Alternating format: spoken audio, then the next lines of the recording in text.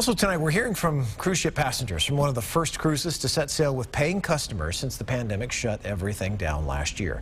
Royal Caribbean's Adventure of the Seas returned to the Bahamas on Saturday after a week-long voyage.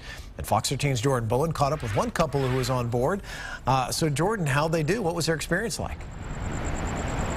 Well, Mark, Laura Notarnicola and her boyfriend say it wasn't quite like a typical cruise, but still enjoyable. There were capacity limits, which meant a lot less people, so it meant hardly any lines. After more than 15 months, Adventure of the Seas is back on the water in the Bahamas. It's the first Royal Caribbean cruise ship to restart operations in North America with paying customers. It was amazing. Yeah, hands down, best cruise we've ever been on.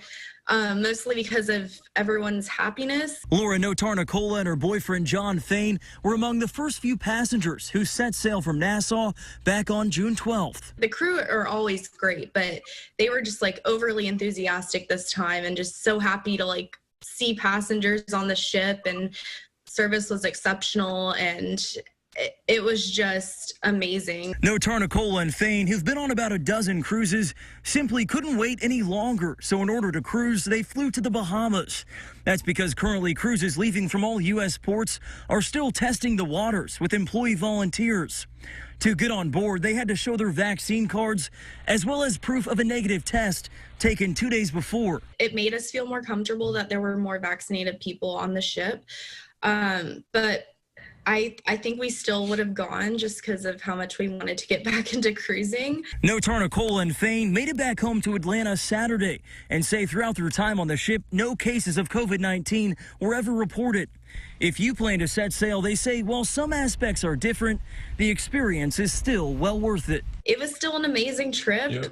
You're still going to be very happy. Just don't expect it to be exactly like it was quite yet. And as for that negative test result, they didn't learn about that until they got to the Bahamas. They were able to take it at their hotel, but they say if you do have a trip coming up, be sure to check with your cruise line to make sure of any last-minute requirements. Mark? Yeah, some of the cruise lines, and I know some of the airlines are requiring it before you do even leave and get to those islands. So we're definitely in that feeling out phase with all of them, but hopefully we continue to trend in the right direction. Jordan, thanks.